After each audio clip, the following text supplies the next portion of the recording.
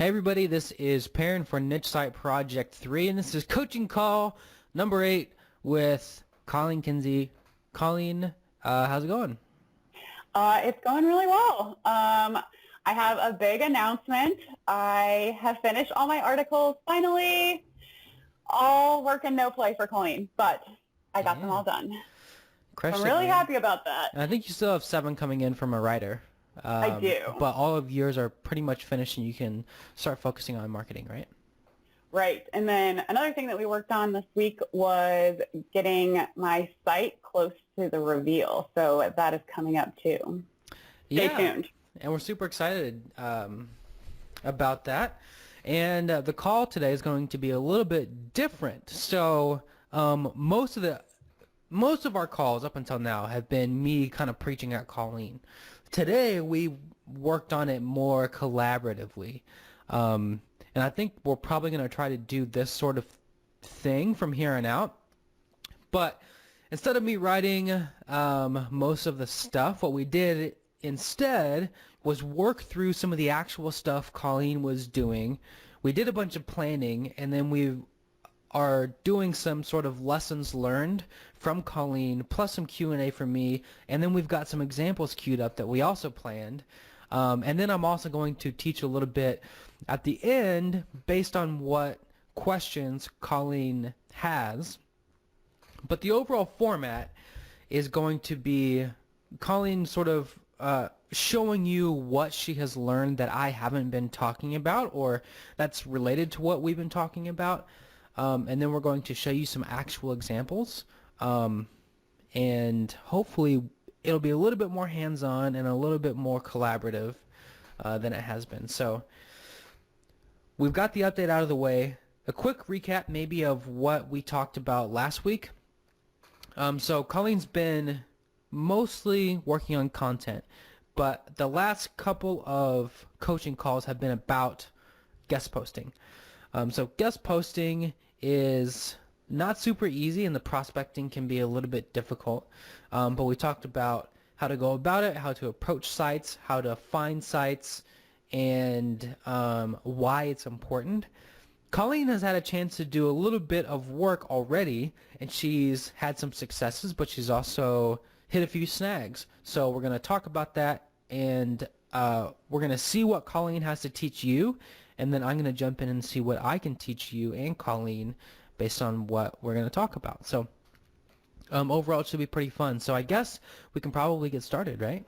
Yeah. And I know we've been sort of playing with the structure of this call, Colleen, so we can switch back and forth between these lessons and examples if you have them, or we can do all the examples at the end, whatever you think works best, sort of on the fly. But we've got some good examples and some good stuff to talk about, so we can play it by ear. All right. Let's do it. Okay. So I definitely had some lessons learned these past couple days. After I finished all my content, I started working on guest posting. And I definitely hit some snags and kind of found myself running in circles a little bit. So one of the things that I learned was to have a plan. I really like to just jump in head first to things, and I kind of learned my lesson on this because I needed to apply organization. So one of the things I wanted to show you was this spreadsheet that I made. And I'll kind of be going back and forth through it throughout my call. But so first I just made a Google spreadsheet doc. And last week we talked a little bit about what to search for guest posts. Mm-hmm. And for my example, I'm just going to use coffee, because that's been what is fueling me this past week. Mm-hmm. So it's been on my mind. It's not my site, but it'll just be our example for today. Sure. Okay. So one thing I did is I wanted to take a list of all the keywords that I was going to search, because I found myself going back and forth, thinking of an idea, getting onto that idea, and running with that, but forgetting the first idea. So part of that is kind of my personality. Maybe other people are a little bit more organized than me, but I found this structure to be very helpful. So, and you can see all of the queries that we talked about here. And one of the things that we also found this week was going for more general queries to find guest posts instead of more specific queries. And in particular, we started removing operators like in URL and in title, because the thing with guest posts is sometimes the guest post just, the words guest post won't be included in the URL or the title. So it'll be maybe in an introduction or in a footer or something. So we made that move too, and you can see that reflected in these queries. Yeah, I definitely found that the in URL, while it was helpful to find exact matches, sometimes it was a little bit too restrictive. Yep. Okay, so starting out with a nice little spreadsheet. So, oh, yep, go ahead. Correct me if I'm wrong, but the actual spreadsheet you're using for guest posting, maybe you can just fill in some of the columns that you're using, like to keep track of the actual opportunities you're finding. So we've got, here we go, right there, yeah. So this is, and stop me if this is something that you were going to talk about later, but, excuse me, I think it fits nicely under this idea of organization. So what is all this stuff? What are you looking at, and why did you pick these columns? Okay, so first off, we started, very general, just the contact name, email, and website, but I found that I needed more information to relate back to. So this first column, the URL, I would put the guest post blog that I found. And then in column B, I would put just the exact blog. So for example, one of them I have is, not that, Eat Naked Now. So it would just be eatnakednow.com. And so then I would, if I had found a contact name to do the guest post, I would put their last name and their first name here, and then their email address. Yep. And I don't know if you want to talk a little bit about the email address, because we went back and forth on this too. We'll probably talk about that later. Okay, that's fine. We'll talk about finding contact information. So, but yeah, Perfect. Good point. Yeah. And then I would put the DA of the blog, because we were kind of looking for around 30 or higher, right? Mm-hmm. And then after looking at their site, I would kind of generate a personalized sentence that I would say to them. So maybe something about their site, maybe something about an article that the editor had written or the person that I'm contacting had written. And then I would give my pitch ideas, which I will talk a little bit about later.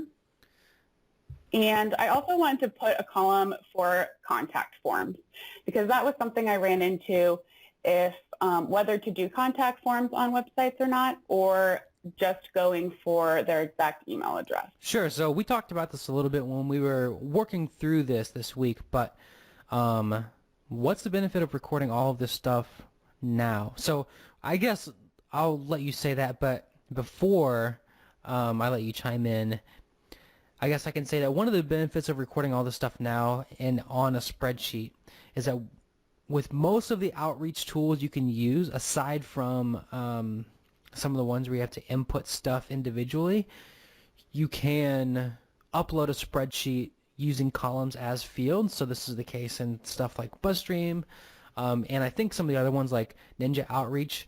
BuzzStream was only like $19 a month, so if we do want to go that route and spend $19 to do one round of outreach, we'll have the spreadsheet ready and we'll have the fields ready to use. But other than that, why are we recording all of this stuff right now? Well, personally for me, I think it's easier to stay focused on one thing, collecting all the information, and then when I switch gears to actually contacting them, then I can just run through it.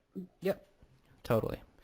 So if we're thinking about sending an email and we're using something like Yesware, we might write an email that says, that has like a short introduction, and then we could put in a field for a personalized sentence, and then we might write another sentence, and then we could put in a field for pitch idea 1, pitch idea 2, pitch idea 3, so we don't have to rewrite that stuff every time. We don't have to go back and look at every single blog. We've already got it in the spreadsheet, and by just filling in those fields in something like Yesware or BuzzStream, it makes it about 1,000,000 times faster because we've already looked at them and we've recorded the data. So overall, I think it's really important for people to see how exactly we are organizing it. It's obviously not the only way, but we think we've done a pretty good darn job of being efficient about it and being organized. Yes, absolutely. And I like color coding, so Oh blue yeah, is complete or red is delete, totally. but then I still have it marked down. Yep. All right. So another thing that I found is not every site is going to be great for guest posting. So at the beginning, when I was starting this strategy, I was trying to find everything under the sun. So, for example, I would search for coffee guest post by. Mm-hmm. And I would look for everything that would equivalent to that and then try to tailor my pitches to that website. And Perrin kind of talked me down from that and told me, you know, a lot of this stuff isn't exactly relevant to what you're writing about. So an example that I found is this Star Wars website. So yes, it says coffee with, but is it actually about coffee? Right. No, it's about Star Wars. So maybe not the best for my site and probably to move on. Sure, So yeah, but I think there's a little gray area here, and I think it's a really important thing to cover. So you certainly don't want to pitch a coffee guest post on a Star Wars blog that happens to have coffee in the name. That's way too far off. However, if there is some overlap, so maybe there is a yoga blog that you find that has published more than a couple posts on coffee because that blogger happens to like coffee, it certainly is feasible to pitch that yoga blog a really great idea about coffee and yoga. So like maybe health benefits of coffee before you do a yoga routine in the morning. That would be a really reasonable guest pitch. So you might find those sorts of opportunities and you just have to make a call. You don't want to pitch you know, the Star Wars blog on your coffee recipe because it's just not going to work and it's not worth your time. But right. there might be a pattern where a site doesn't look like it's on your exact topic, but they like to publish stuff on your topic. And if you can find a little bit of overlap, it might be worth pitching. And that's also why it pays to record all the stuff in a spreadsheet while you're doing your research, because you can make a little note and you can write a pitch as you're looking at the site instead of going back. So I totally agree, and we had to make a move away from some of the stuff that Colleen was finding. But there is some gray area, and there might be some hidden opportunities, and the lesson really is just you have to look at the sites. Yeah, and I think another thing is in that gray area, knowing how gray to get to. Like how long are you really going to search to see if that site can be relevant for your site? That's another issue that I ran into was putting a deadline on how long to look at one site. For sure. And we're going to talk about that a little bit too. Yes. Okay, so and that kind of leads into how I want the article I'm pitching to be relevant to my site and topic. Mm-hmm. And this is, I wanted to create catchy headlines. Originally, I was doing Let's go back 1 second to the articles, or you want the articles you're pitching to be relevant to your site and your topics. Why is that? So that you can link it back to your site. Right, and so we ran into a few of the problems because one of the things we did this first round of guest posting was brainstorm a bunch of pitches, and that turned out to be kind of a bad idea, right? Right. Because the snag we hit was we were brainstorming great pitches for the sites we were finding, stuff that would fit really well with their audience, but they weren't articles that we could feasibly use to link it back to our site, right? So if we're using coffee as an example, like maybe we find a gadget blog, it's like the Smarter Image blog or something, and we're writing about like this crazy new espresso machine, whatever it happens to be, but we don't have any articles about espresso or coffee technology on our blog. It'd be very hard to link back from that article naturally to something on our site.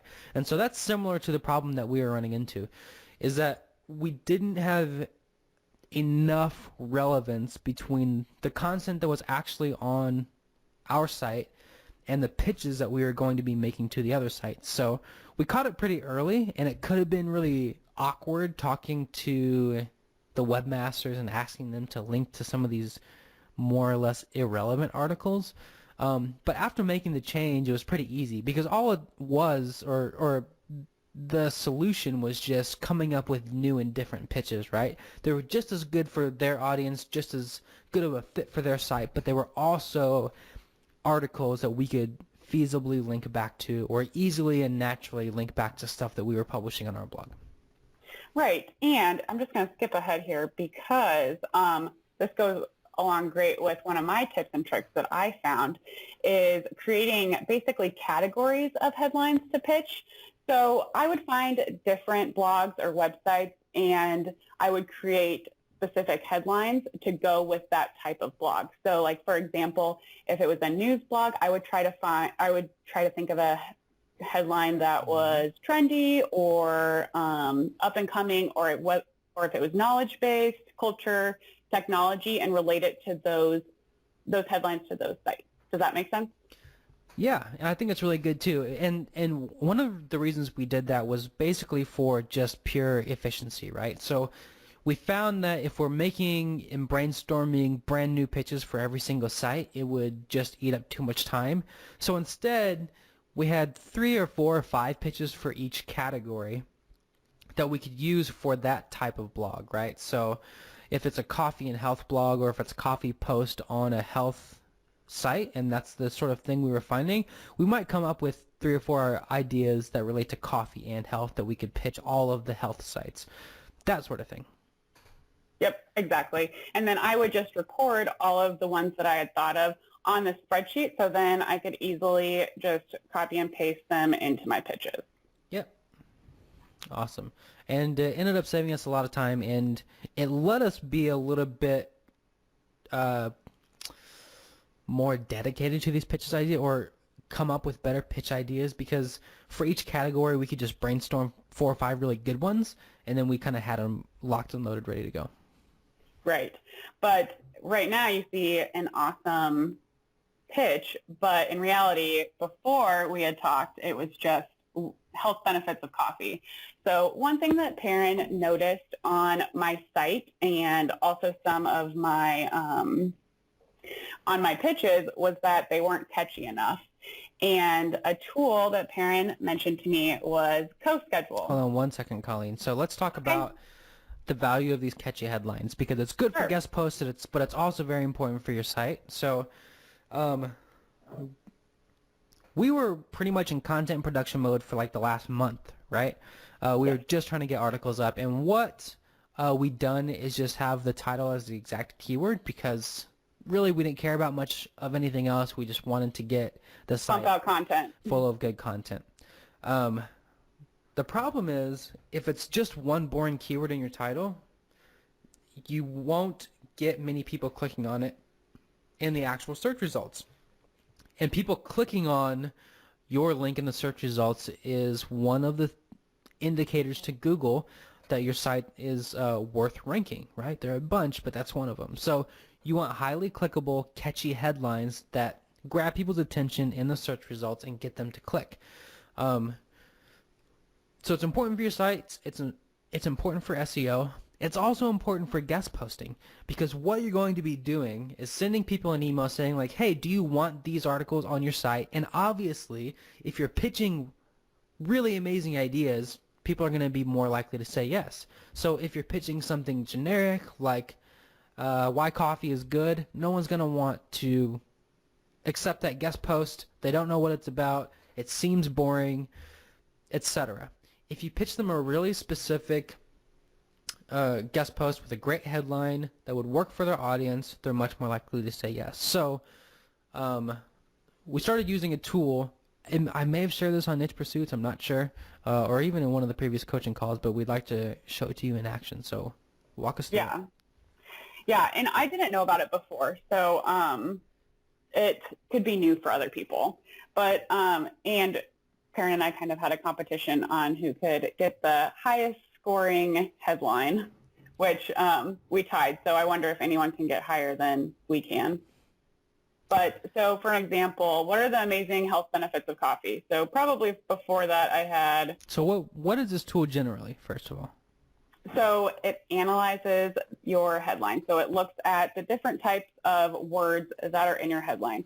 I believe some of them are like emotional words, power words, uncommon words that aren't generally used to catch your audience's attention. Yep, and just to or add on to that, CoSchedule performed a bunch of research basically, and they analyzed which headlines get the most clicks, and then they started breaking that data down. So like the number of certain types of words, so the number of common words like a and the number of power words, the number of heavily emotional words, the number of words in the headline total. And you can see all of this stuff on the site. This is a free tool, by the way. But when you plop in a headline into CoSchedule, it'll give you a score, and it'll show you information for all of those types of things. Yep. And so here it kind of gives you a list of the common words. I had a hard time finding power words, but one thing that's nice is that they do have PDFs of words that are powerful or emotional that you can look at to plug and play into your headline for what works. Yep. And also another thing is you get extra points if it's a question or how-to or top 10, those types of headlines. So what was this headline? This was, well, it's a question. That's what and what was the exact headline that you typed in there? What are the amazing health benefits Oh, I see. Yeah, coffee? okay. And the score was 74, yeah. So Yep. pretty much anything in the green is okay. It's not worth spending too much time on these. This is not an exact science, and I've written plenty of headlines that generate lots of clicks that have bad scores in this. But it's a good test, and if you're only going to be, brainstorming 3 or 4 headlines for each category of site you're sending out to, it's worth spending a little bit more time on them. And this is one of the ways that we're trying to increase our conversions for our guest post pitches. Yes. And plus, I think it forced me to be a little bit more creative. Yeah, and so this might be a good time to share one of your guest posting successes. You haven't sent out a ton of emails, right? You sent out maybe a couple dozen, or how many? Yeah, I sent out about 20. You sent out 20 emails. Right. About 20 emails, and already our conversion rate is about 5%. You've gotten one good response, and they specifically said they liked one of your headlines, right? Yes. But there was a caveat. They said that they don't usually, or they hardly ever accept guest posts. But they picked one of my headlines that they thought would be relevant to their users. Yeah, and they said it was, they said it looked good, sounded good, and I think we don't know if they're saying that they don't accept it, or they don't normally accept guest posts, but ours sounds awesome, or they don't normally accept guest posts, but we could try anyway. Like, we don't know. Yeah. But Stay tuned. But it seems like they're asking us to write that article, asking you to write that article. So far, the conversion rate is about 5%. We've only sent 20 emails, which is a really good conversion rate when you're doing outreach. So hopefully they will accept it, and we can get even a couple more. So what's your next lesson for us? My next lesson. Talked about that. And my next is method for finding what I think are good sites to guest post on.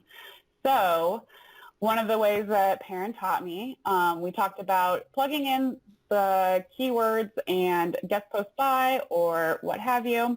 And so then just looking through at the DAs and taking a look and seeing what looks relevant. Mm-hmm. And so here are those 2 that I just showed you. And I already have this one up.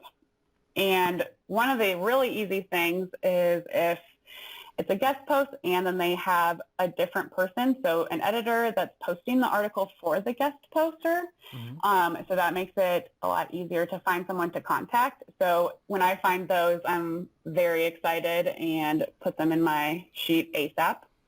Yep, I feel like those are easier targets. Right. This is one of the things we talked about briefly in some of our other coaching calls, but we haven't shown it to you yet. And it's probably one of the easiest ways to find the best person to contact. So if you find a guest post that was posted by an editor, that's probably one of the best people you can possibly contact, because you know they have control over what is posted on the site. You have their name, and you can reference some of the guest posts that they've already posted, and you know what they kind of like to post too. So for this one, you could say like, hey, Margaret, I saw you did this guest post by Craig. I really loved it. I thought I could add to the conversation. What do you think about these ideas? And that person who's already been publishing guest posts on similar topics probably has a really high chance of saying yes. Right. Or one thing that I've been doing is looking at articles that that editor has written and then directly commenting on one of their articles and relating it to my pitches. Which is super, super good idea. I've even complimented people on their like pets and stuff before. But if you find some of that stuff, you would just put it maybe in your personalized sentence in your spreadsheet. Right. This guy right here. Yep. So you would say, hey, Margaret, love the article you wrote on blah, blah, blah, or whatever it is. Yep. So that's, maybe let's talk about a few of the other methods Sure. for finding good guest posts. We were originally trying to find super high DA stuff, but we kind of pivoted to finding more opportunities, even though we have a rather high cutoff point of around DA 30. We also know that we're a new site and we want to get as many links as we can, however we can. Of course, the ones with the sites with really high DA are going to move the needle most, but we want to just start the links coming in, so we're also looking at some lower DA stuff. Also, we're currently looking for those higher quality leads using the guest post by to find active sites that are publishing guest posts that may not have a Right For Us page, may not be advertising guest posts, but I think we might also look for some Right For Us pages if this round of guest posting doesn't yield many results. So we have a certain methodology, but we're also kind of tweaking it as we go. Right, exactly. It's not set in stone. Figuring it out on our way. Well, Perrin, you probably already know the way, but I'm figuring it out on my way. Well, kind of. I mean, the thing about building links is that it's not at all paint by number, and you fail a lot. That's why, and we say this and giggle about it privately, link building is what separates the women from the boys, right? This is the hard part. It's different in every market. It's different for every site. It's different for every piece of content you're trying to build links to. So it is not easy, and one of the things that makes it hard is that it's fluid, and you have to adapt, and you have to be prepared to fail. It's very possible that this round of guest posting might yield one link or two links, right? But that's just kind of how it goes. So I don't necessarily know the way. I know the tactics, but for most guest posting campaigns and most outreach campaigns, you just have to start throwing stuff at the wall and see what sticks. Do you feel like different strategies work for different topics or different genres of blogs? Yeah, big time. So, for example, in the internet marketing space, having people on your podcast is like a really great way to build links, because you can have them on yours and then they have you on theirs. Everybody has a podcast and people love doing podcasts, and it's just one of the conventions in this industry. For other stuff, like, say, recipes, in the recipe niche, infographics do extraordinarily well because that's just the thing that people like in that market, you know? In something like technology or education, one of the things that does really well is like online tools. So tools where you can take a quiz and it tells you your major and then all the schools that offer it or whatever it happens to be, those tend to do well in that market. So yeah, and like, it's not obvious in every market, and sometimes there's no one thing that works extraordinarily well in every market, and that's one of the reasons why most of the time for a new site you just kind of have to end up throwing stuff at the wall. So yeah. Cool. All right, so one of my biggest struggles has been finding contact information. There's not always guest posts that have the editor's name, or not always exact contact information or emails, and that's kind of been where I've hit the wall, I think. So throwing this one back at you, Perrin. Yeah, okay, so this is the biggest hurdle for most outreach that you are going to do. It's certainly the thing that takes the most time. So it's easy to find sites that you want links on. Oftentimes it's difficult to find actual people to contact, right? So I wanted to briefly go over some of the not necessarily tricks or tips, but just best practices, I suppose, for finding contact information, how I like to do it. And then I think we're also going to talk about efficiency a little bit. So I think we can go ahead and go to the first slide here. One more. All right, so where do you look when you are trying to find people to contact?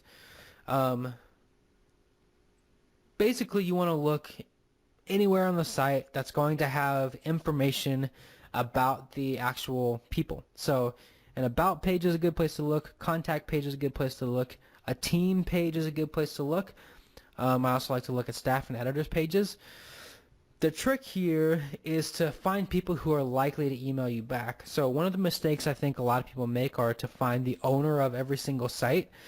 That sometimes won't yield the best results, because if you find a big site that's getting a lot of traffic or making a lot of money, the owner probably has better stuff to do than go through guest post pitches. There's probably somebody else doing that. And that kind of comes back to how you pitch big sites versus small sites. But when you're looking at contact information, or when you're trying to find contact information, if you can't find it explicitly on one of these pages, usually you want to find people. But it's hit or miss, and there's no golden rule, or there's no sort easy way to find this stuff. Lots of times you're just not going to find an email.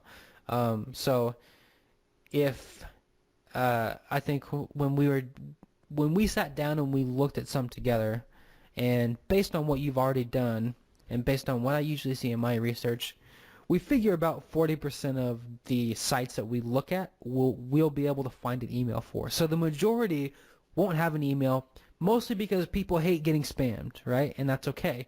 The rule of thumb is just to find whatever contact information you can. So if you can't find people to contact, you can use contact pages and that sort of thing. But to find people, usually I look at these pages in this order. So the about page, contact page, team page, staff page, editor page. Sometimes there will also be an email button next to social media buttons in a footer or in a sidebar.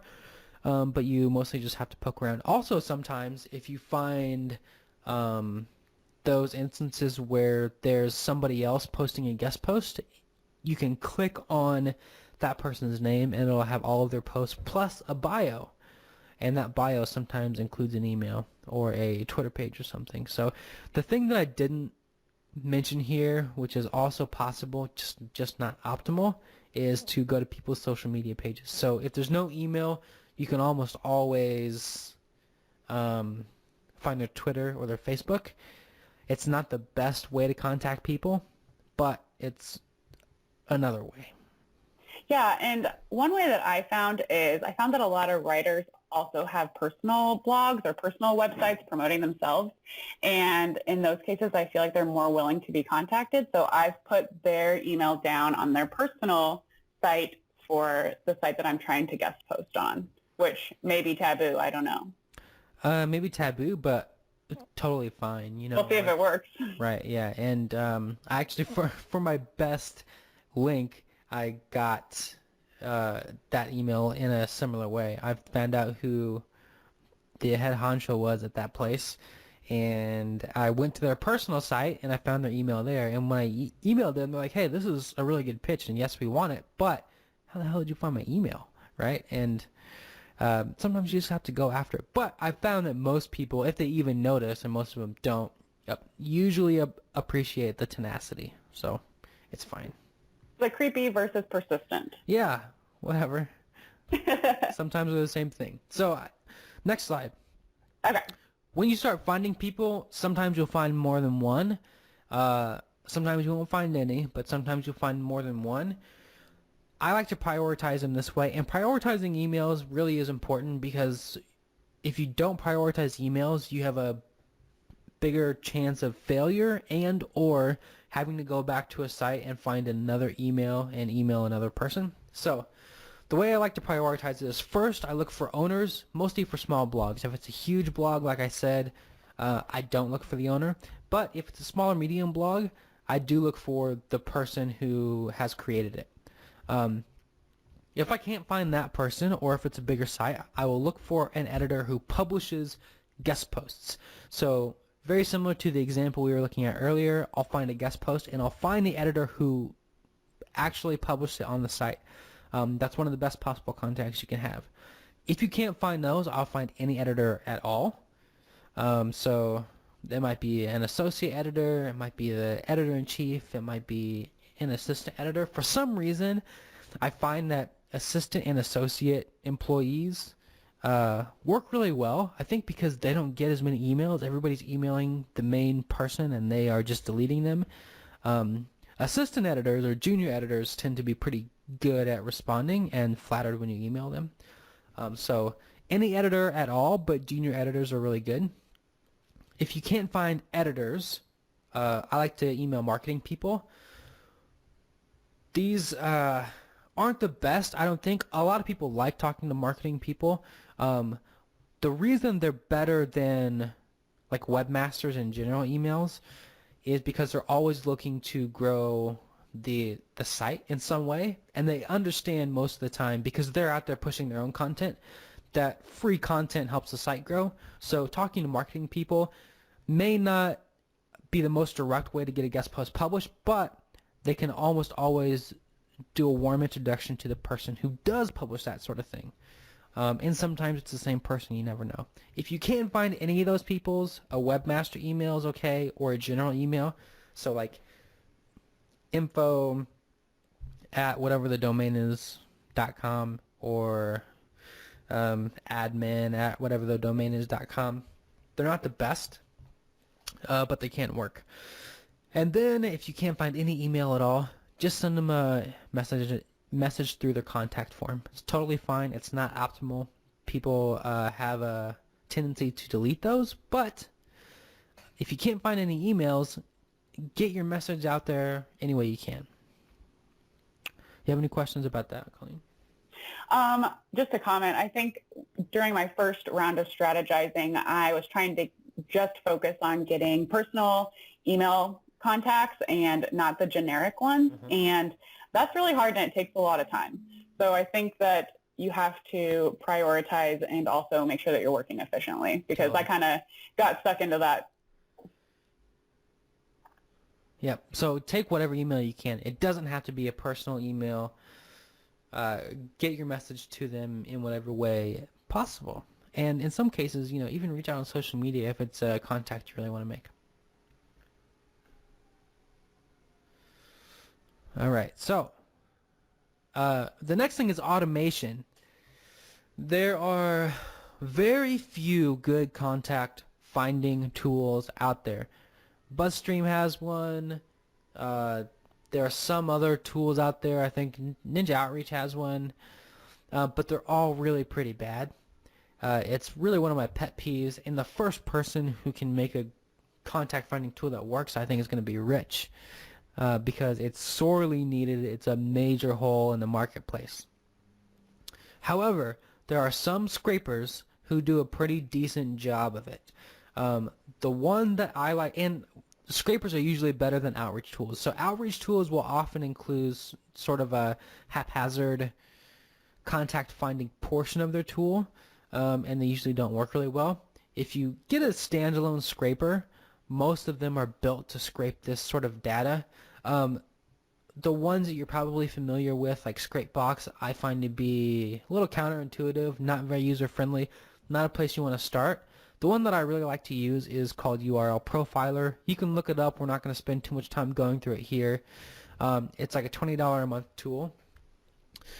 But the idea with URL Profiler is that you can gather a list of URLs. So in this case, you might just find 50 or 100 sites that you want to guest post on, right?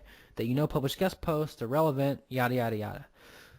You copy and paste all those URLs into the tool, you run it, and it comes back with a whole bunch of data. So like the domain authority, the page authority, it'll even look at stuff like malware status, spam status, whether or not a site is indexed in Google. So it'll check all that stuff for you. But it also scrapes emails. So it'll show you all the emails it finds on contact pages, all the emails it finds on about pages, and all the emails it finds on Write for Us pages. In addition, it'll show you contact page URLs. So after you run all these URLs through URL Profiler, you can just kind of sort by whether or not there's an email on the contact page or whatever. And look at all those emails, see if they seem like real ones or ones that you want to use. And then if you don't, you already have the contact page URLs anyway. You don't need to do it. If you're just starting, I would say do it by hand. But what Colleen has been finding, and I think she'll tell you, and correct me if I'm wrong, is that outreach takes quite a bit of time. So I think, Colleen, you said your first go, you spent 3 hours and found how many? Probably less than 10. Probably less than 10. Yeah, so I was very frustrated because yeah. I thought it would be easier. Yeah, and that's why this part of SEO is what can make or break a site, because nobody wants to spend that time. I did a round of outreach for my site, and I think I found 120 contacts in maybe 8 hours or 9 hours, maybe even 10 hours, I don't know, over the weekend. And I was doing them by hand because they were really kind of high-end contacts I was trying to find. I think Colleen and I, when we sat down to find some together so that Colleen could see how I would actually go through and find the contacts before the call, we found that we were spending maybe 10 minutes per contact, right? Which is quite a bit. I mean, it's not super duper fast. Some of them are easier and take less time to find. Some of them will have an email right there on the contact page and you can just move on. Some of them don't. And then so there's a process of making a call, and maybe you're trying to record pitch ideas. But it does take time, and automating the process with a tool can save you some time. And if it's worth $20 a month to you, I would say give it a whirl. URL Profiler is the one that I enjoy using and I find works the best and gathers the most data, but you don't need it. That does, however, bring us to our last point, which is, oh yeah, these are free tools that you can use to find contact information. So Voila Norbert, have we talked about these before? Maybe. Voila Norbert is a good tool. So maybe we can demonstrate how this works. So go to Google real quick, Colleen, and type in music blog.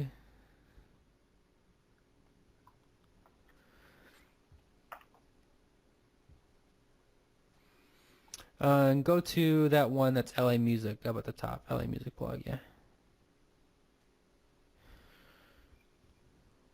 I'm just going to demonstrate a little bit how these free tools can kind of help you.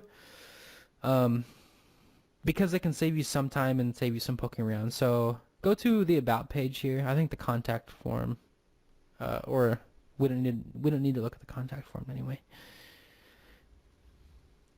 Scroll down, and so here you can see a name of all the people that you might want to contact. I really like this one at the top, Kristen Hauser. So what we would do is go to Voila Norbert and type in lamusicblog.com and then domain, and then Kristen Hauser, and then we would just click work for me, Norbert. Oh, I already reached the limit. But if we hadn't reached the limit, it would come back with her email. It doesn't work all the time. I ran this one before the call, so I know that we would see an awesome email here if we hadn't reached our limit. But it's like $5 to use this for an hour after you reach your limit. Very cheap. And there are similar tools. There's one called Find That Lead, and these are listed in the PowerPoint. And Reportive is one that you can connect to your Gmail and guess email addresses. You can find lots of stuff on that. And there are paid ones, like I said, like BuzzStream and URL Profiler, but there's a lot to be desired with most of these, including URL Profiler, even though I think it's the best. Anyway, look up these tools and see if you can use them for your own outreach. The last thing... Yeah. Oh, go ahead. Oh, I was just going to say, I think one thing that I have to be careful of, just because I'm a girl on a budget, is that there are really great tools that you can pay for, but sometimes it's probably worth it just to do a little extra work, especially with my tight budget. Yeah. Tell me about it. Story of my life, man. There's so many tools I want, but I know it's best not to. All right, so notes on efficiency. I think we can go to the next slide here. We have one more slide, if I'm not mistaken. Is that no email is worth an hour of research. So this is one of the things that we had to correct this week, and we basically had to limit ourselves per contact. So instead of finding an email at all cost, we had to just scrap some and move on because it wasn't worth the time you're putting in. When you think about outreach, you have to think about the odds, right? So any round of outreach is going to yield between 2 and 5% conversion on links if you're doing it well and you have a good site. Different for every market, but that's a good rule of thumb. So if you want 2 links, you might have to send 100 emails. That's a whole lot of emails. And if you're spending 30 minutes finding one email, it adds up to just astronomical costs in human labor, right? So if you value your time at $20 an hour, you can do the math if you're spending, 30 minutes per email. You cannot afford that. So limit yourself per contact and understand and feel good about what you're doing, because no email is worth an hour of your time. No one link probably is going to be worth an hour of your time. And spending an hour finding a link isn't a guarantee that you're going to get it. So one of the things that we're going to change as we keep doing the work is limiting ourselves to a few minutes per contact. Hopefully we can get it down to like 5 minutes if we start rocking and rolling and find some good Google queries to use and start finding some good blogs. But if we just scrap the sites that end up being too much of a hassle, and moving on to the ones that are a little bit easier, we'll end up sending more emails, we'll find more contacts, and we'll get more links. So one of the big things we ran into this week as we actually started to do the guest posting was efficiency. And so we wanted to just have a quick note after showing you all the stuff we were doing. Do you have anything to add to that, Colleen? Yeah, and I don't know if you had talked about this on our last call, but some of the sites that have, submit your article instead of, submitting your idea, I think is also a big time crunch too, because that takes a lot of effort to write an article that may or may not get in.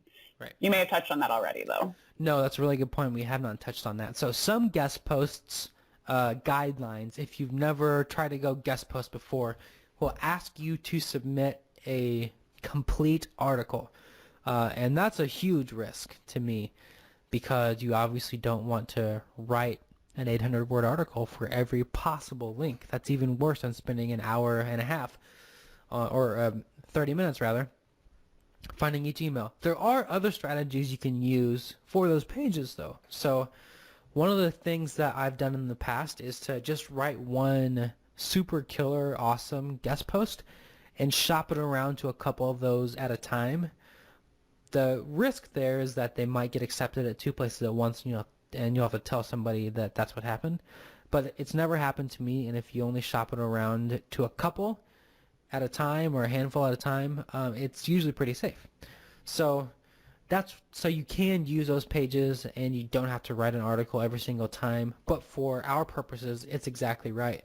We're trying to pitch our ideas. We don't necessarily want to write them. We might use that strategy later. We might try to leverage those pages later. But for now, it certainly would just be a killer for our return on investment. So very good point.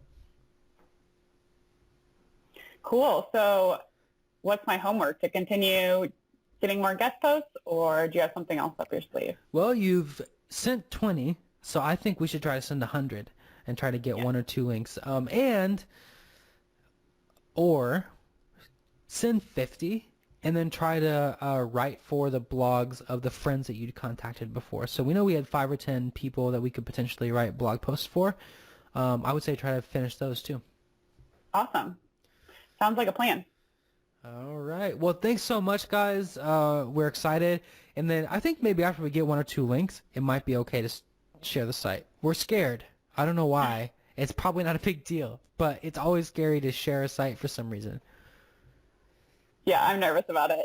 I think it looks awesome, though. We did a lot of design stuff to get it ready to be shown. I think it looks really killer. So hopefully we can show it next week, maybe. I think when we start getting a few links and we've got all the content up, then it should be fine. But for now, it remains a mystery. Anyway, thanks so much. Awesome work, Colleen. Thanks for tuning in. Let us know if you like this format in the comments, and we will probably talk to you guys later. Bye.